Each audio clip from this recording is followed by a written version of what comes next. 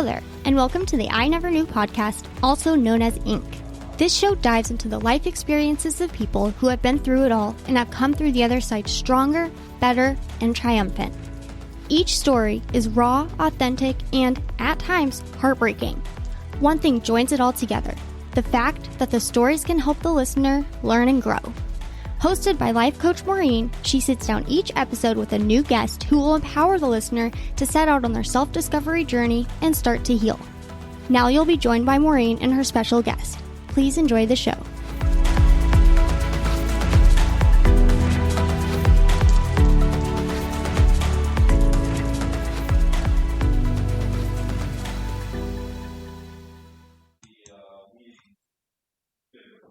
Hi, everyone, and welcome to another episode of I Never Knew But My Dog Did podcast, or Inc. I am your hostess, Maureen Scanlon, or Life Coach Maureen, as most of you know me.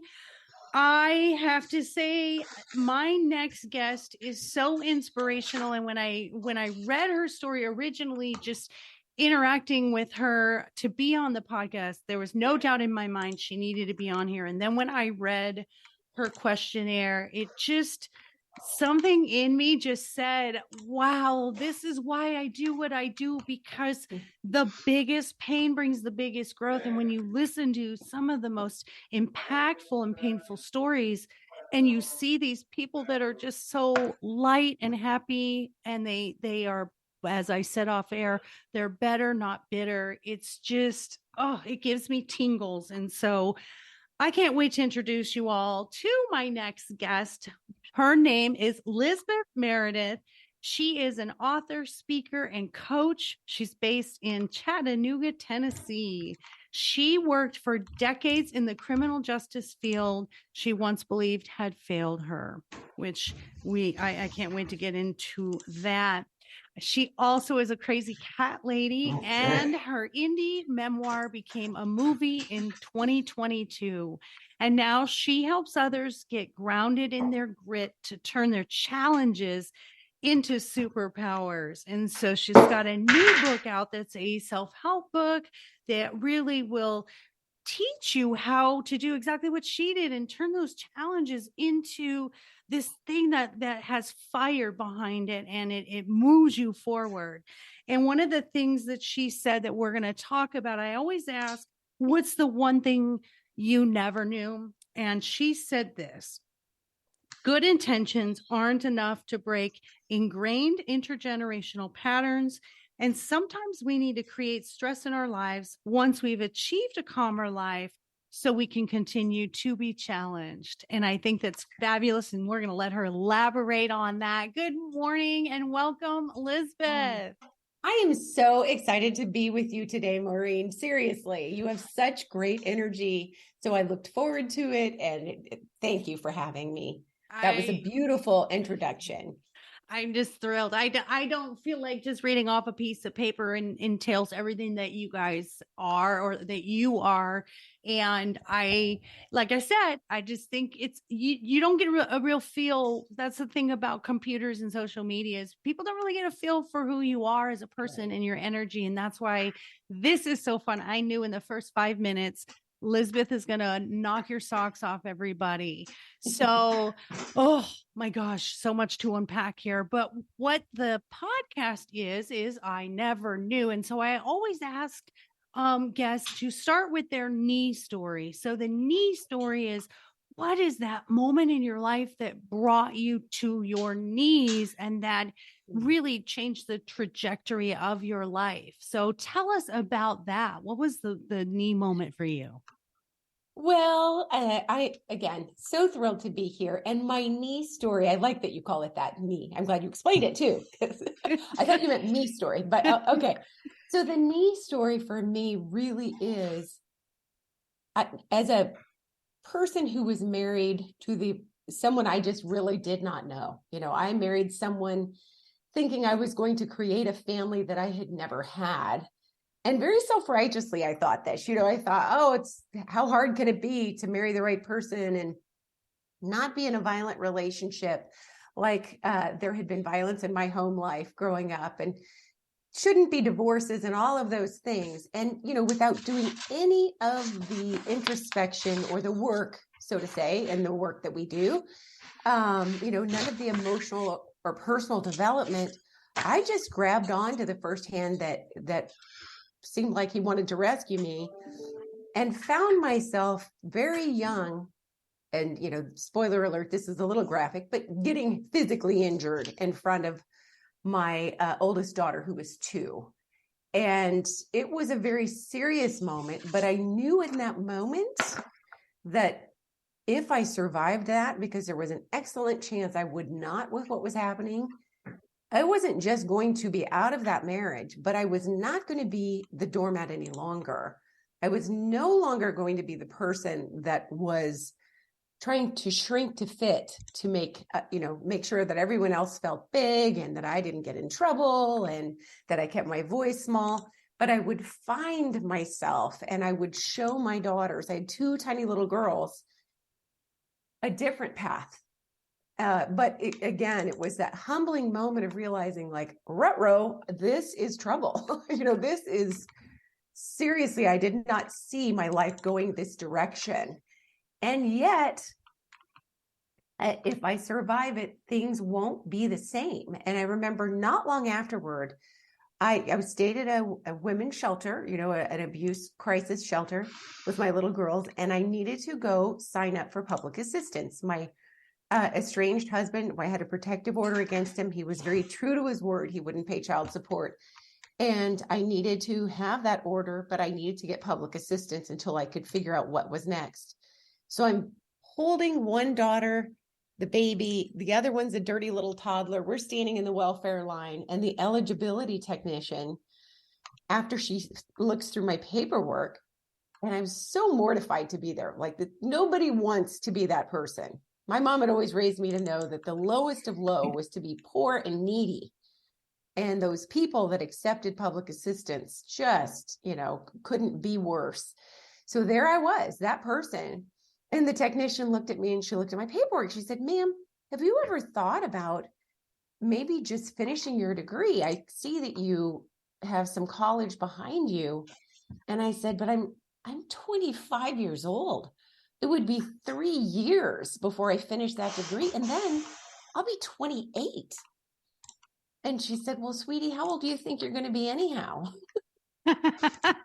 Right. 28 with a degree? You could be 28 without a degree. Which would you like? And it's that moment of those limiting beliefs we tell ourselves. And it seems so ridiculous to think about being in my 20s and thinking that was old, but because I'm 58. But it was just something that kind of shaped my life. It was like, okay, when I give myself, I still struggle with limiting beliefs at times, but I'll remind myself of that, Right. Good point, lady. You're going to be 28 anyway. Right. Oh. So those were my me moments. Yeah, that is, and I can completely relate. And I always, listeners know that you've listened to all of my podcasts. You always know that I know when someone's in front of me that we have some kind of a tether and a connection. And that is where we are the exact same, where I remember one time my ex, and I had domestic violence as well, physical, mental, and in many other ways. And I remember one time he was losing it. He was throwing stuff. And I look over at my little girls, and they're at this little picnic table we had in our kitchen. And I just saw those big eyes just looking at me. And that was my moment, like, oh my gosh, I'm teaching them this is okay. This is the man that you can choose for yourself, because mommy says it's okay, because mommy's allowing this. And I remember that aha moment, like, I'm not doing this. If I can't get out for me, I sure as heck better get out for them. And exactly. And I was raised just like you made your bed, you lie in it, and you better find a way to make it. And my ex had served in the military. We had lived in Germany during Desert Storm, and same thing, didn't pay child support when we got separated. I went down to get help, and I had a steady job, not making a lot. And I was paying for the health insurance. I was paying all the bills. And I'll never forget this. They looked at me and said, your car is worth too much money. We cannot help you. And all I wanted was food stamps, because Right. once I paid the bills, I didn't have money left for groceries. And when they looked at me and said, your car's worth too much money, my jaw dropped. And I said, but I'm not asking for childcare, and I'm not asking for health insurance, and I'm not asking for anything, a home. I'm not asking for any of that. All I need is just like $100 or $200 for food. And they were Right. like, we can't help you. And it was the most, like you said, Right. degrading moment, and anger. Like, my husband served during a war, their dad, and I can't get just a temporary help while we're going through the divorce. So I relate to you so much. Thank you for sharing that. Now, your memoir got turned into a movie. So tell us, holy moly, how does your life story get turned into a movie? What was this immense story that you told that got turned into a movie? Thank you. And I did want to say one thing, by the way. My book is forthcoming. The new book is forthcoming. It's not published yet. Okay. Oh, good. And thank you for mentioning it, by the way. Grounded in Grit, Turn Your Challenges into Superpowers. I just had to mention that while I was at it. Nice. The memoir, though, when you publish a book, I think there is the expectation. It's kind of like life, there's the expectation we have, there's the reality we get, and there's a huge divide between the two. In between is marketing and lots of money. It's marketing. And the truth is, writing books anymore, for the most part, costs us money. It doesn't make us money. Yeah. And so I was very, I published my memoir. Nobody wanted it. In 2016, I was ready to finally publish after 2 decades of writing it. Slow writer here, slow writer, but I'm really glad it took the time, because the story wasn't finished. Yeah. And I didn't know that when I started the process. So, indie published with a tiny publisher. And, most authors today sell less than 1,000 copies of their book from start to finish, whether they're traditionally or independently published. Books aren't selling as they used to. And so I really worked hard to market my book. I did. And I spent a lot of money to do it. And every time someone asked me to do something, I said yes. I was working full time and volunteering.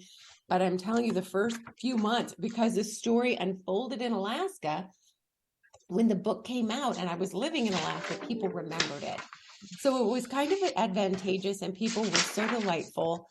But the book was about not just leaving abuse, but the unintended consequences of what happened afterward. And I think a lot of times there is an assumption that what ends domestic abuse is for victims to make better choices. If only a woman had better self-esteem, if only she'd picked better, if only this. And I don't want to suggest that women can't learn about how to pick a mate, because I think there are some red flags. So I don't mean to suggest that there isn't some learning to be had. But the fact is, when I left finally, and I did go in to get my college degree, and I did get my dream job making $10 an hour, the more self-sufficient and content I became over the years, the more threatened my former husband became. And so 4 years after I left him, he took our children on a visit and left the country. And it took 2 solid years plus, and a whole lot of people who I knew and who I didn't know, to help bridge that gap. This was pre-internet for common people. This was no GoFundMe available. This was $100,000 problem on a $10 an hour budget. And actually, I think at the time I made 12 by the time that they were kidnapped. So it was, if you've ever gone to your own Department of Motor Vehicles, it's hard to deal with government in any form. But a problem like this takes government local, it takes federal government in our country, it takes governments across the country, across the world. And so it was a big, big, big deal and a big problem, because people were kind, and because I had already gone through so much with him and developed some strength. I kind of landed, I think he underestimated that I could endure a whole lot of horrible things. And so with the wonderful group of coworkers I had now working at the same shelter that I had stayed at, as well as people across the amazing community in Alaska, especially when I was going through it, especially then, it was when you find yourself in a situation with the right community and a sense of mission and a desire to accomplish something that is such that you don't say, can I do this? But rather, how will I do this? How will I do this? That superseded all of the difficult times. And so when I wrote the book, it wasn't an angry book like it started out to be when I first came home. I was very young when this happened. So I was 31 when my kids returned home from Greece. They didn't speak English anymore. And traumatized little kids. And I was 31 after all that. And so I started writing a very angry, let me get back at you sort of a book. Yeah. By the time my 50s rolled around, by the time I was ready to publish it, it was no longer that. It was, testimony to the strength of the human spirit with beautiful community around them. And so it was kind of a celebration of its own. There were a lot of, it's a turbulent story, but it was a happy enough ending. I don't mean that things wrapped up. My kids came home and it was perfect. It never was. But it was a real story of beautiful community. Here's her puppy. And so That's her puppy. Even though it was independently published and it was hard to get What, traction, are you friends I kept trying 2 years after I published my book. And I think for indie authors, do not ever talk about me, because here we are. Have an expiration date. Used to brick and mortar bookstores told us our books were no longer relevant after 6 months. That's over, just like sadly a lot of brick and mortar bookstores are. So that's good. But I love them. Don't get me wrong. So I marketed, and sure enough, I got contacted 2 years after the book. Oh my God! By somebody, an intern at a production company, who had done a search. And some of this is why customer book reviews are important. Because weird though, the grass is still green. So when she did a memoir and it hasn't been freezing words came up, and my no, it's weird that it's so frozen back there. I had at the time more than 100 reviews, or maybe a couple hundred reviews. Is that the only one she sent? Yeah. That started a conversation. What did you do? What did you send her? Well, I had asked her, before we even who's your signed power provider, an option contract, and she signed up for a service that changes her power every year. It took us from, I'm going to say, 2018 first email to the movie coming out, and I didn't think it would ever happen. I really didn't, because most of the time when books are auctioned, they don't occur. The movies don't come. It's just a nice little thing, but nothing usually comes of it. But in 2022, sure enough, the production company finished during the middle of the pandemic. They even filmed in Greece, and Lifetime took it over. And Lifetime Television played it, and they added a last producer, Elizabeth Smart, the missing children's advocate. And sure enough, it's out. And I have to tell you that I am a movie aficionado, and I love their rendition. They did a beautiful job. Oh my gosh, it's on Lifetime. What? It is, and it's available on. Some people have Vudu or Hulu.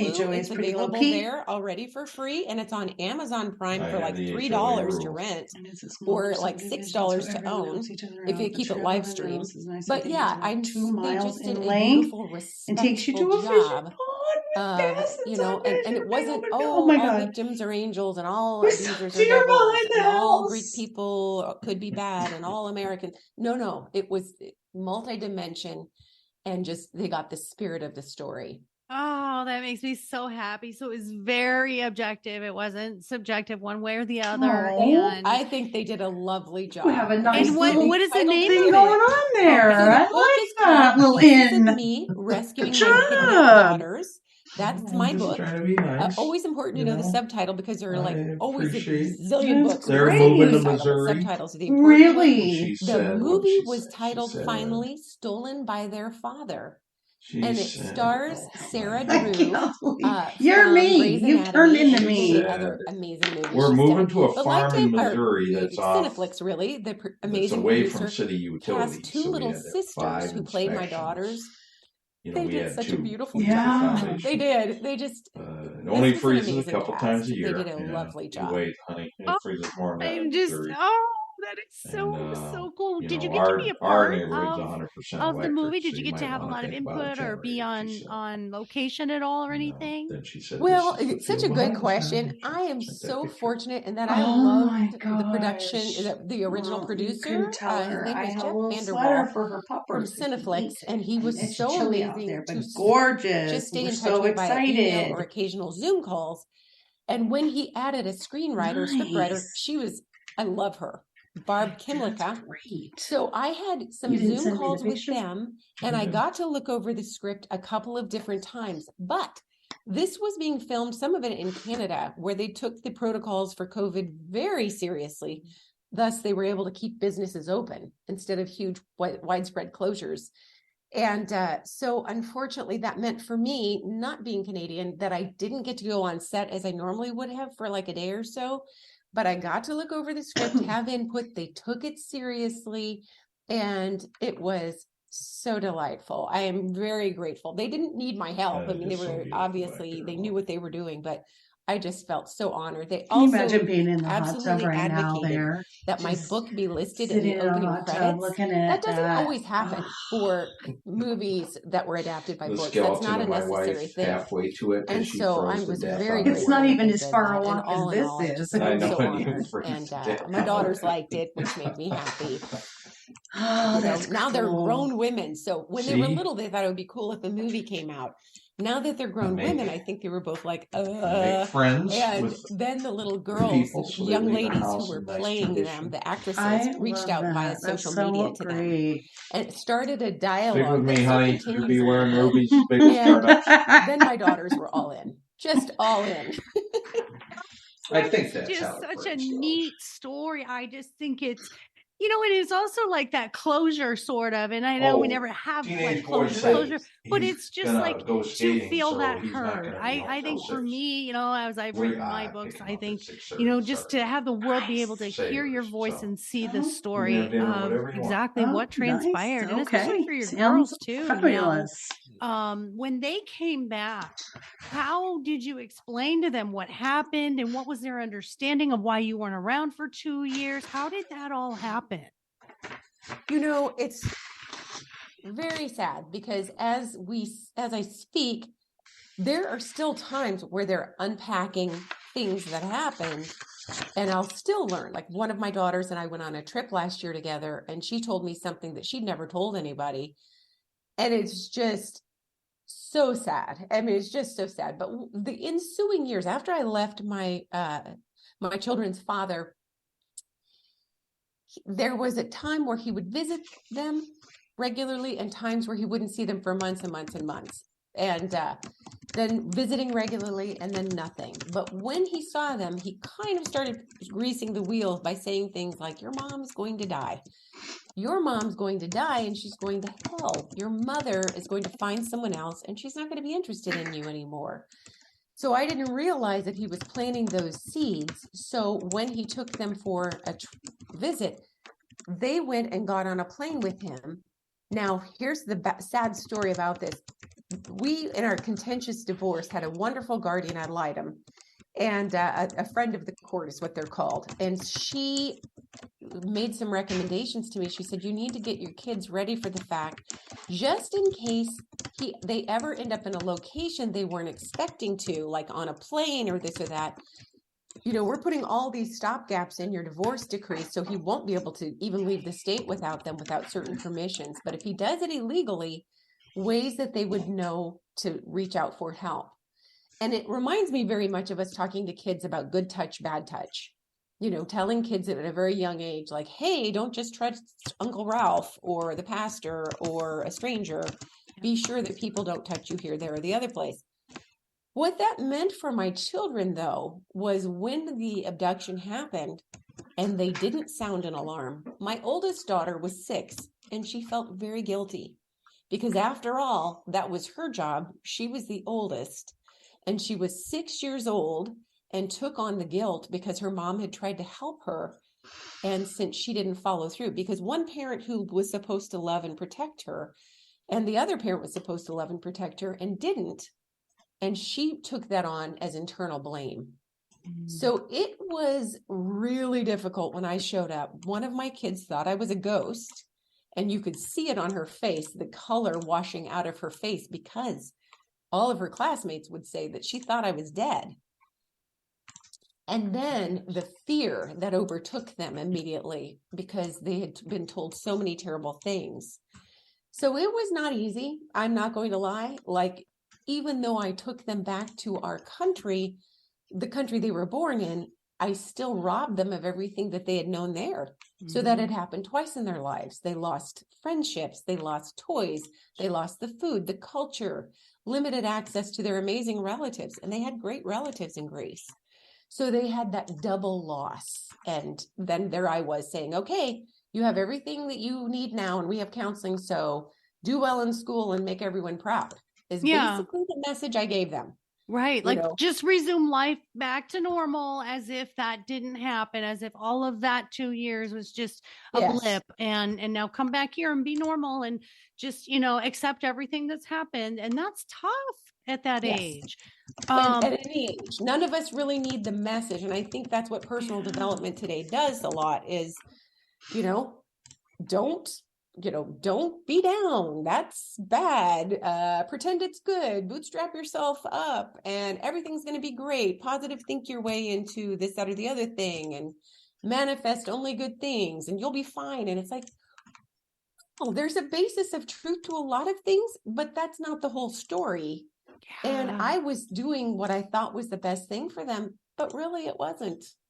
It was not. So I really had to learn a lot. And I could see that. And I could, as being, a parent with children who've been through their own trauma as well with my ex too. I think there's a part of you and I that, and I love that you said that about the intergenerational, cycles that continue. Because I knew I'd be a mom, and I knew I would be a better mom. And I love what you said was, I'm going to have this wonderful family. And me too. I'm like, I'm not going to do that. I'm not going to be like that. I'm not going to be that kind of mom. We knew what they did wrong, but what we didn't know was how to do it right. There's a difference there in this shouldn't happen, but then we weren't quite taught how it should happen. And I remember trying to, and this is all out of good intentions as mothers, as single parents, especially, is I wanted to cushion them.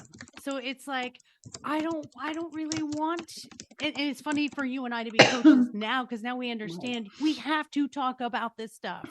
And I'm not the kind of coach that is like all rainbows and butterflies. It's like, no, let's do the hard work. And I've called people out and said, do you like breaking your own heart?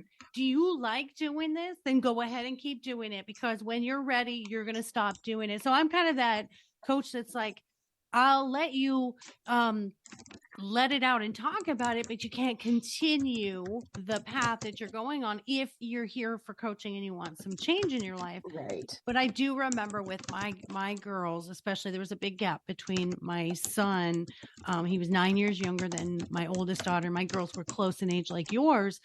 And I remember wanting to protect them from the truth.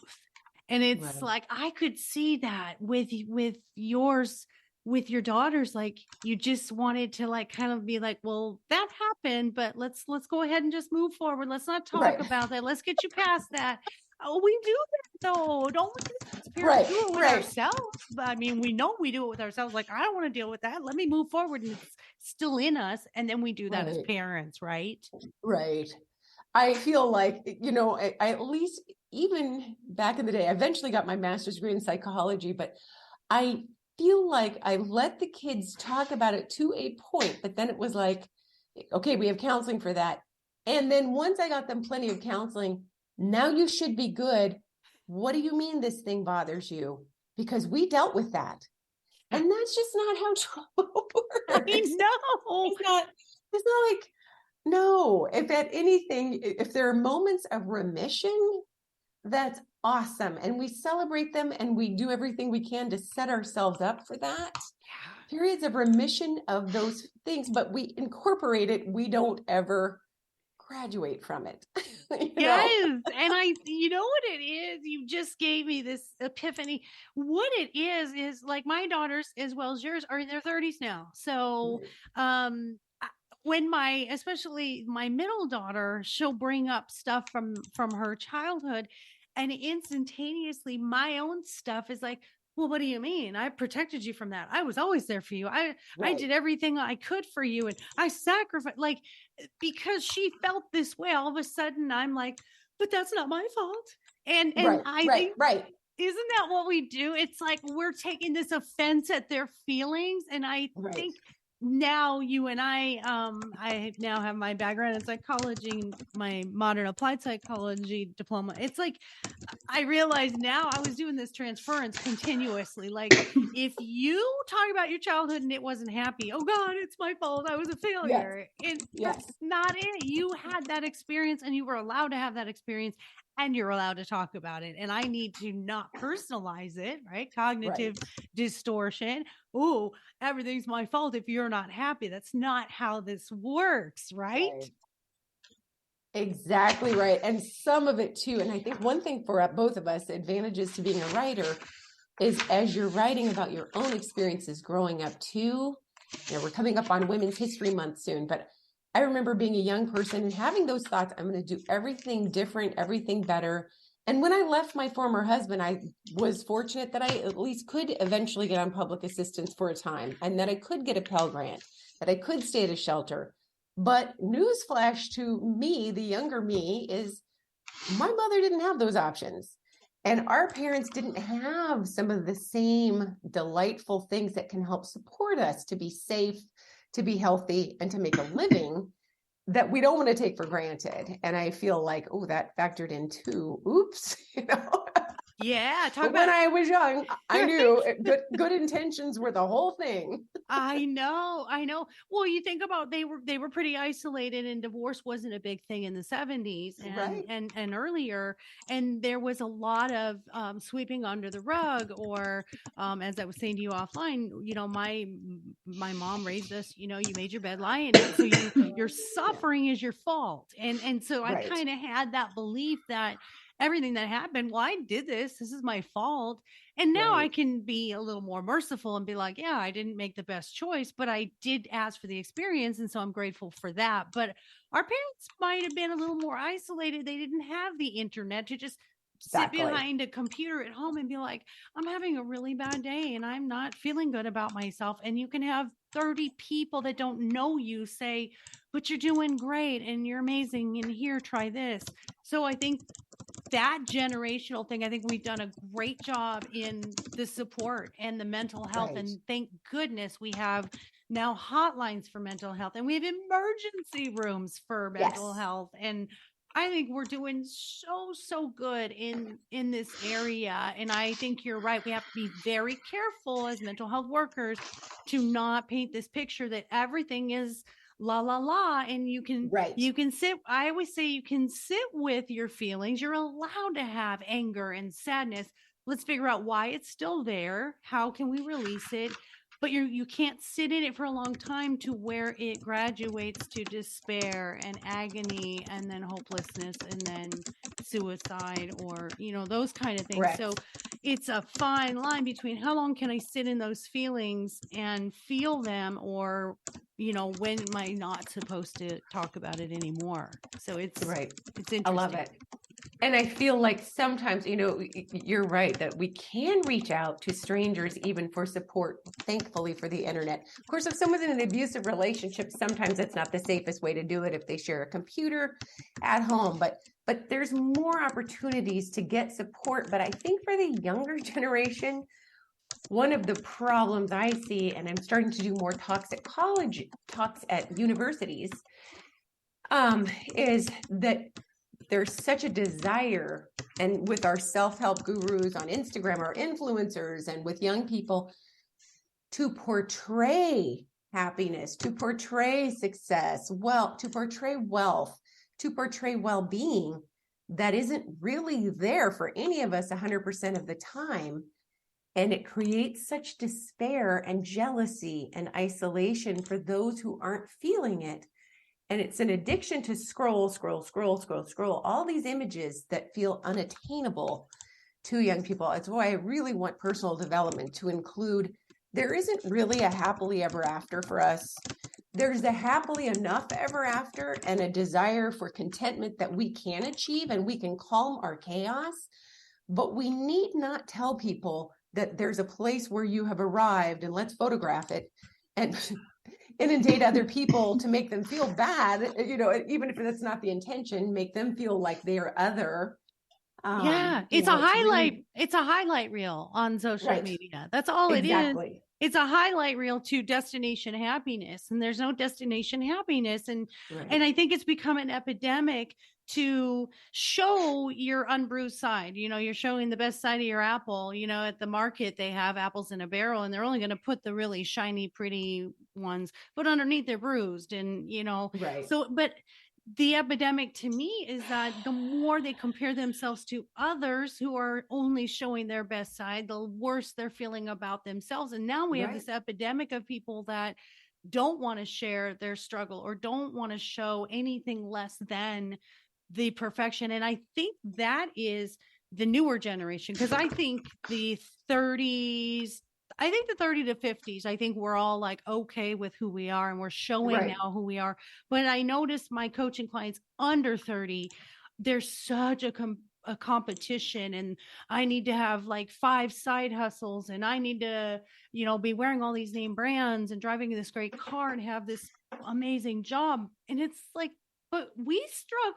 I mean, a lot of us struggled till our 40s, but they feel like that's not okay. I need to, my son's 24, and I hear him beat himself up constantly about not being where he wants to be. And I'm like, buddy, like, I just got there at 52, like exactly where I wanted to be. You're 24, honey. I'm like, every step of the way to buy a house, to get that brand new car, to get that job, it's a build. And I feel like this instant gratification has done a disservice to our. I totally agree. And it would be such a relief for kids and young adults to hear it's okay to try things that don't work. And it's absolutely okay to pick several different ways to make a living and figure it out later what you really want to fall into. It's okay by trial and error, and it's fine to not know who you're going to marry if you want to marry by the time you're 25. And I still see a lot of pressure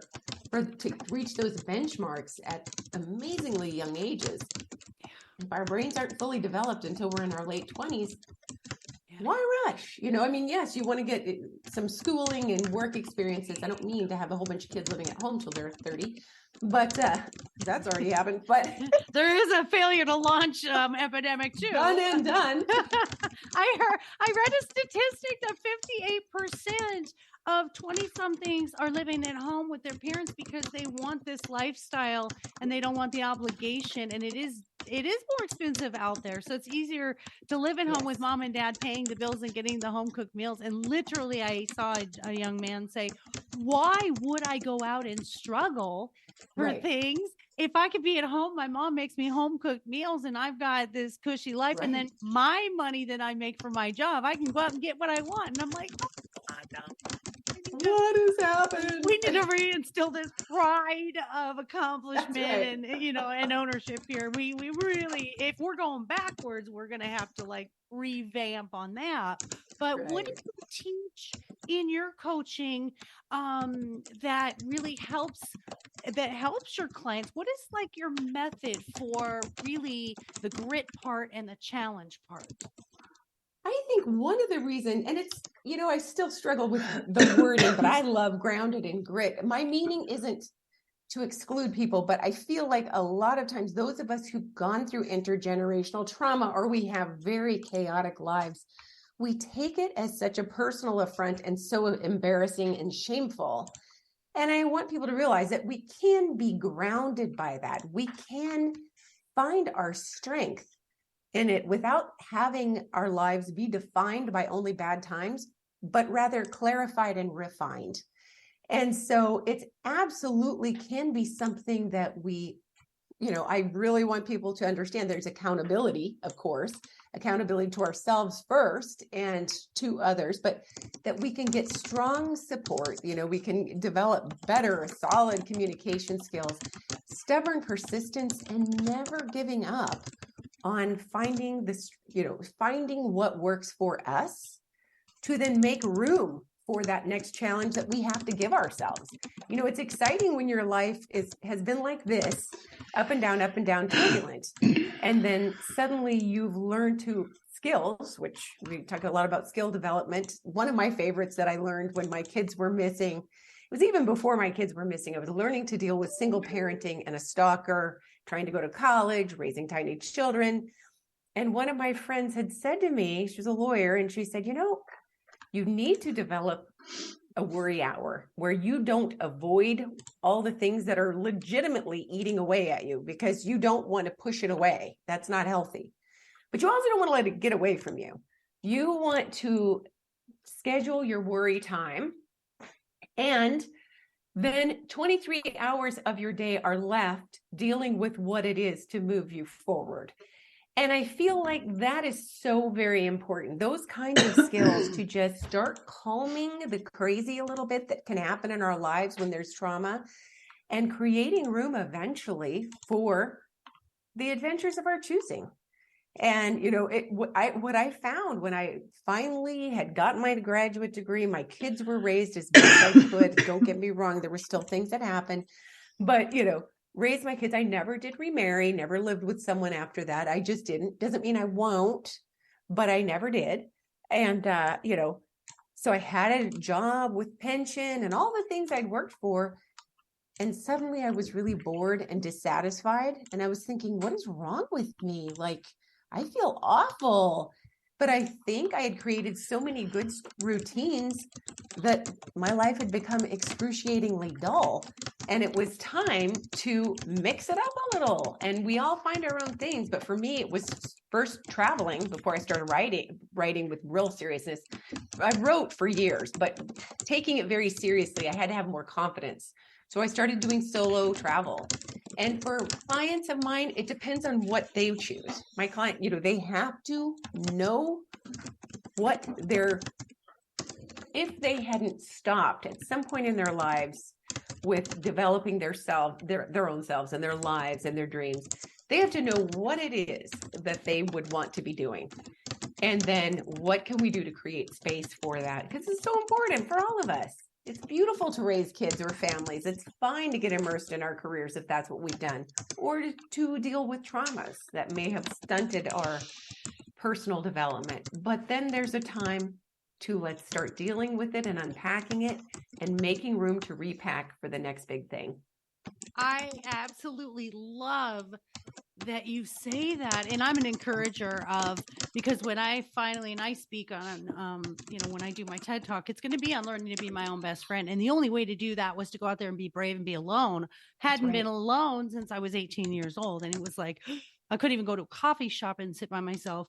But what I love is that you said, schedule the worry hour, because everyone talks about meditate, but I have a difficult time when I'm stressed out to sit down and meditate. I can't do it. But a worry hour is brilliant because you're allowed to sit there for a minute and say, this thing's on my mind. This thing's on my mind. This thing, how do I fix this thing? How do I not fix this thing? Why did this thing come up? I absolutely love that. I mean, that's brilliant because I happen to be an insomniac because my brain never shuts down. I'm, I'm a neurodivergent, attention focused struggler. I don't like labels, so you can see how I have to create it. I love it. Make you understand that I have a hard time shutting my brain down. But that is it's just brilliant. And I think have the worry hour and then follow up with a meditation, because now you've gotten it all out and on paper. And now you can kind of just say, okay, now I can just release it and just be. And, that's such I think an important that's such an important thing because we suppress and that's what causes the continuation in our lives of these things that come out in certain ways. And it's just those things that are still stuck in there. And so I could talk to you for an hour. We've got 5 minutes left. I just think you're absolutely brilliant. And so thank you. Tell Maureen, this is so much fun. I know this is not the end. We are like, we're never going to like not be connected. So tell us where to find your books, your coaching, comments, anything that anyone wants to find our beautiful Lizbeth. Tell them where to find you. Thank you. I have a website. It's lameredith.com.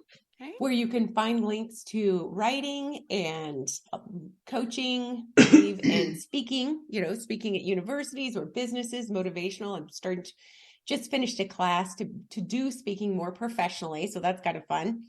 And I'm at Persistence U podcast. And the podcast is really for survivors and strivers. And it's maybe and I don't mean this in a negative way, but sort of the anti-Tony Robbins, where it's like, I never want to tell people that there's an acronym they can learn and everything is going to be great if they memorized it. It's not that.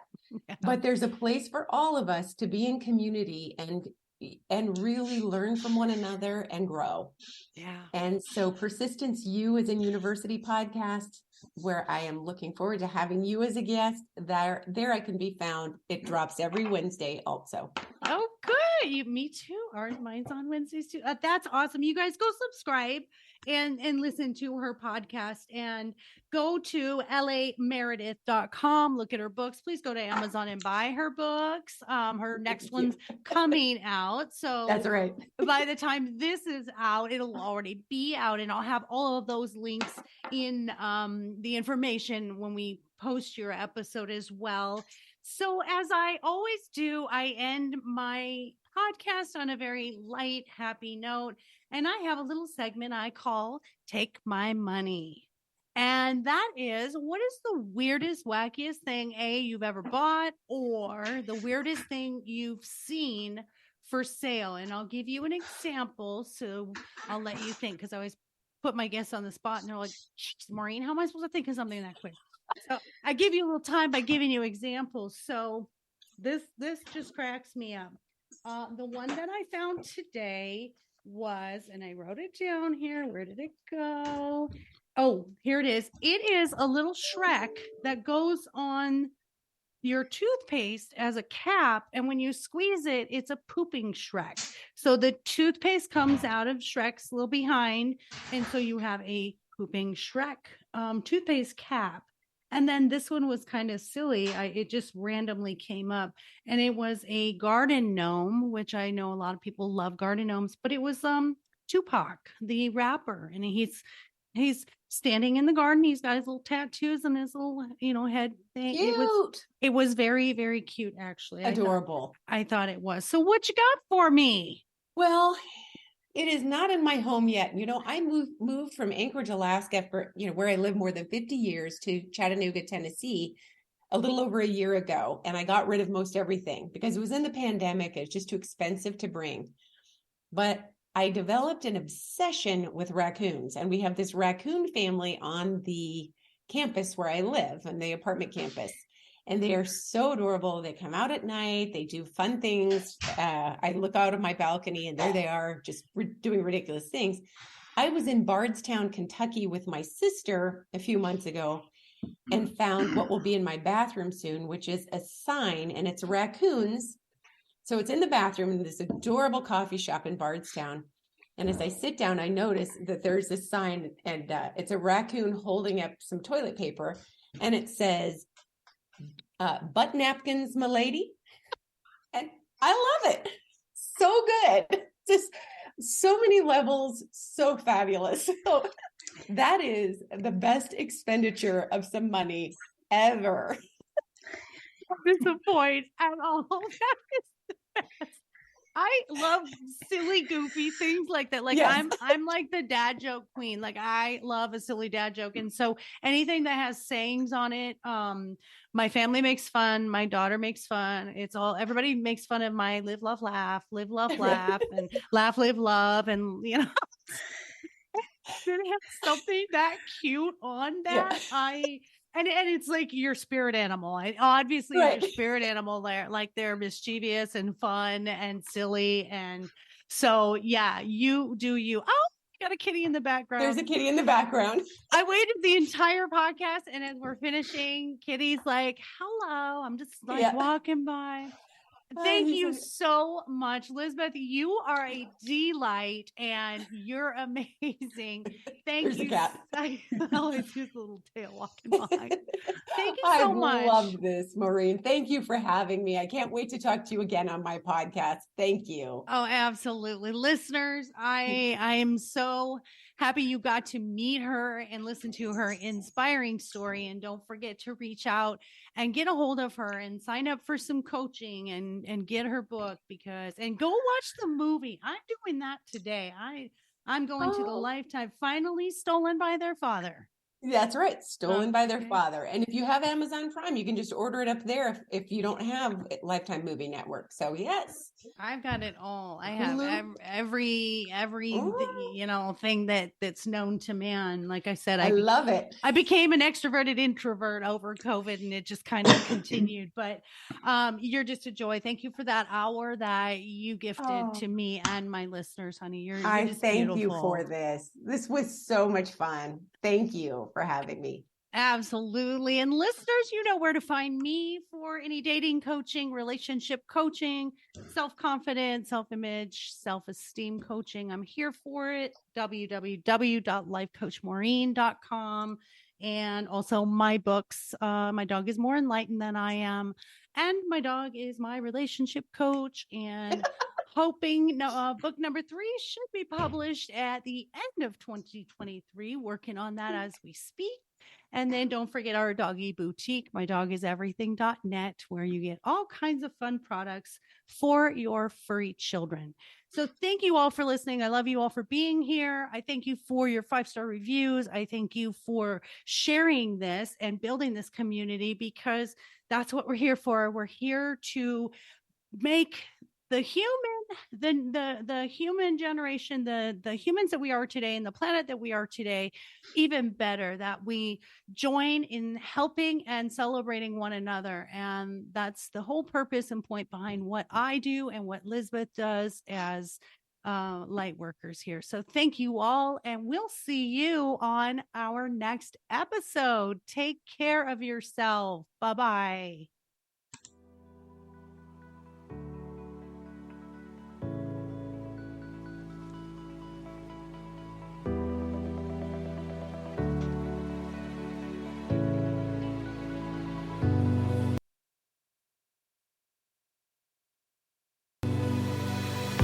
Thank you for tuning in to the I Never Knew podcast. If you found today's episode inspiring and educational, please be sure to follow, subscribe, and spread the word. The more people that join the Inc. community, the more it can develop and influence others as we work together for a healthier and brighter future. Until next time.